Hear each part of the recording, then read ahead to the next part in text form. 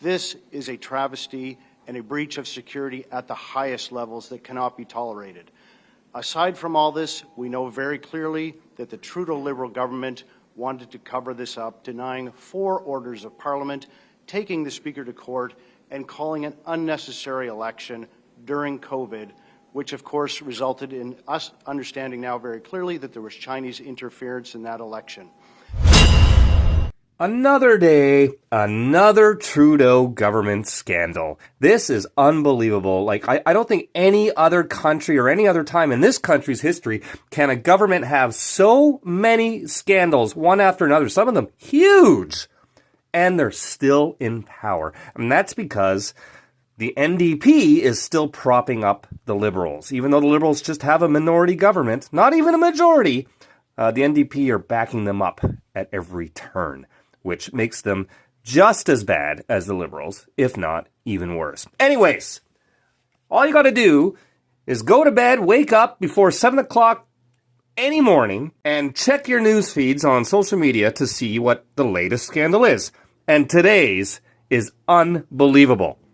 This has got to top all the Trudeau scandals, which have been pretty bad, from blackface to SNC-Lavalin to the We Charity scandal to the Arrive scandal that's going on right now as well, and all the RCMP investigations that the Trudeau government is currently under right now.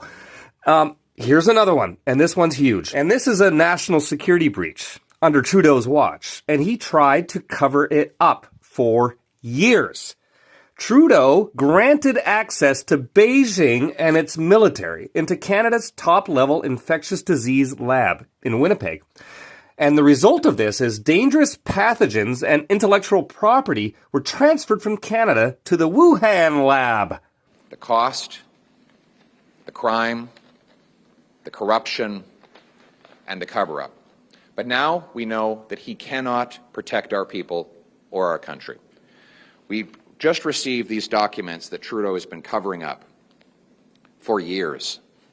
Documents related to a massive security breach at the Trudeau government's most sensitive laboratory, where the most dangerous viruses and pathogens are studied and handled.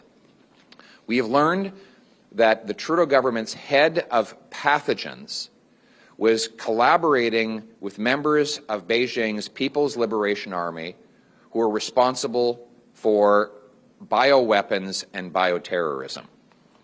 We know now that a People's Liberation Army official was able to gain personal access, walk in the door, look at computers, and have access to all of our most important virological secrets. If you think any of this is hyperbole, read the report yourself. This is from government documents, the Trudeau government's own documents. It says here on page 142, Winnipeg lab scientist Dr. Chu, pathogens unit, the top person in that job, according to documents on page 242, quote, represents a serious and credible danger to the government of Canada as a whole, and in particular at facilities considered high security due to the potential for theft of dangerous materials attractive to terrorists and foreign entities that conduct espionage damage the economic security of Canada, end quote. It states further on page 239, investigators assess that Dr. Chu communicated with foreign entities during her trips to China. The evidence obtained from interviews and from information collected from the electronic content of her devices reveal that this is indeed the case.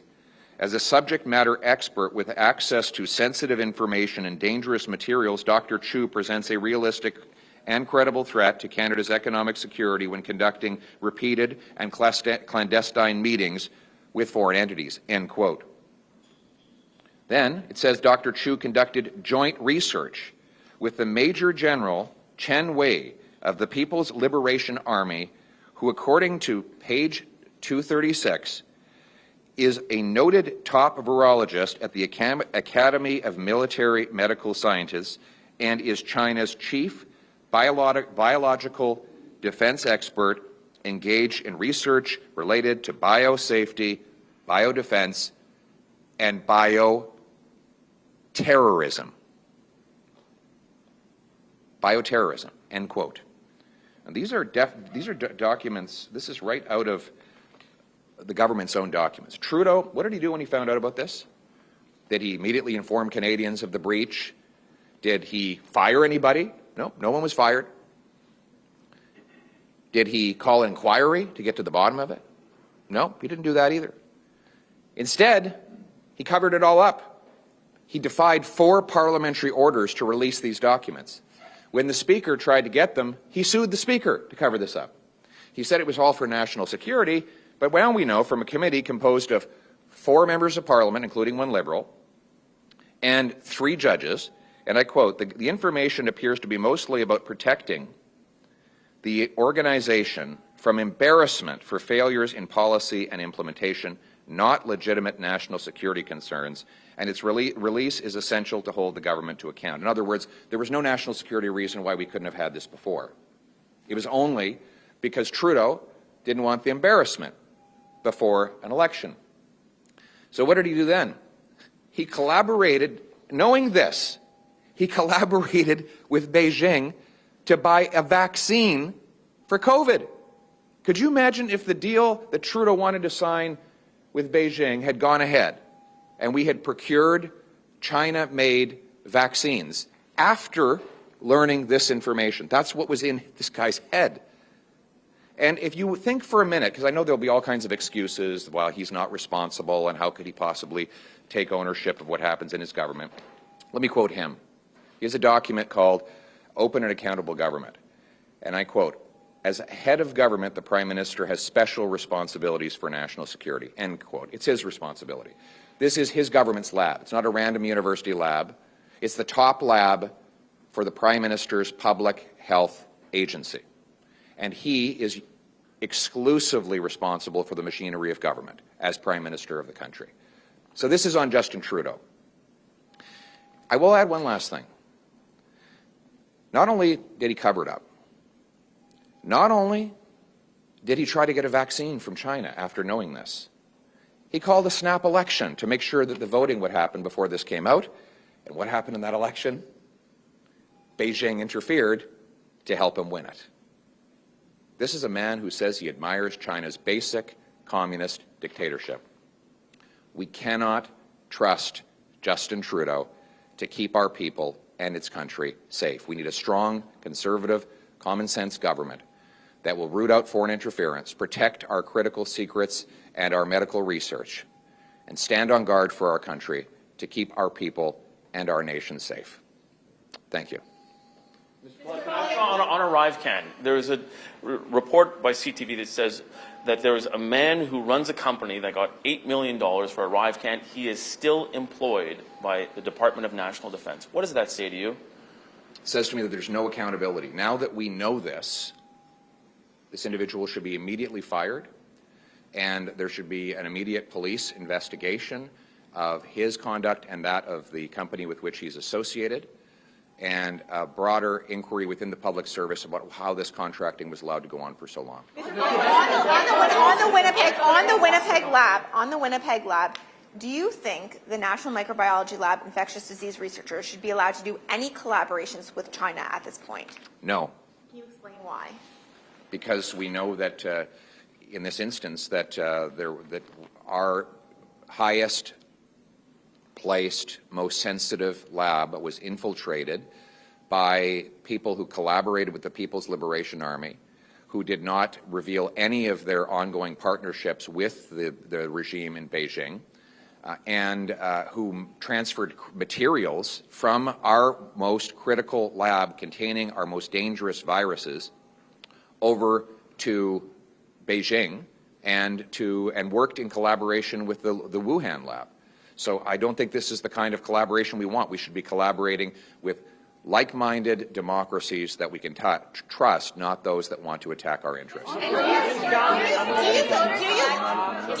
pharmacare?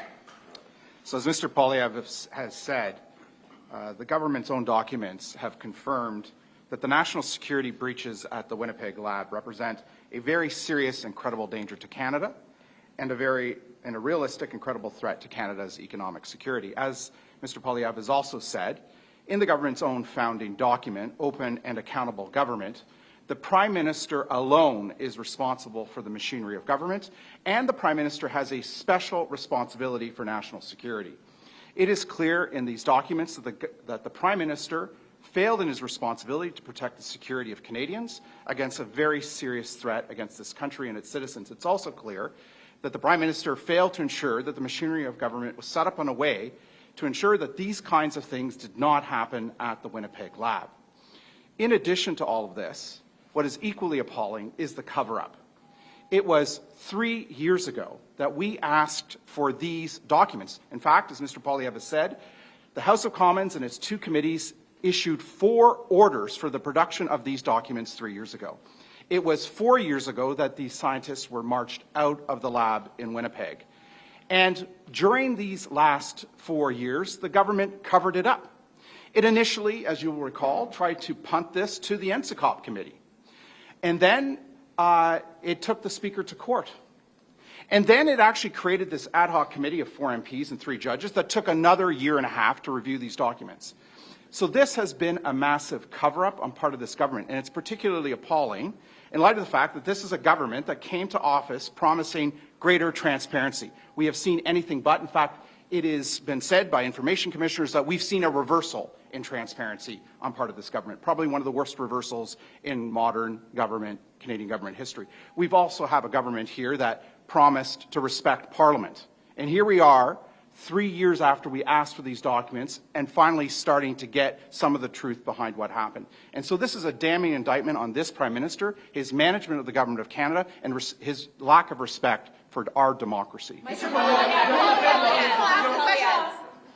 morning, everyone. Canadians need to know that 2 scientists with deep relationship with many institutions inside the People's Republic of China infiltrated Canada's top microbiology lab in Winnipeg. While there, People's Liberation Army scientists from the Academy of Military Medical Scientists, which is charged with biology-enabled weapons, were able to gain a secret security clearance which gave them unfettered and unsupervised access to the laboratory and to the computer-based science network. This is a travesty and a breach of security at the highest levels that cannot be tolerated. Aside from all this, we know very clearly that the Trudeau Liberal government wanted to cover this up, denying 4 orders of Parliament, taking the Speaker to court, and calling an unnecessary election during COVID, which of course resulted in us understanding now very clearly that there was Chinese interference in that election.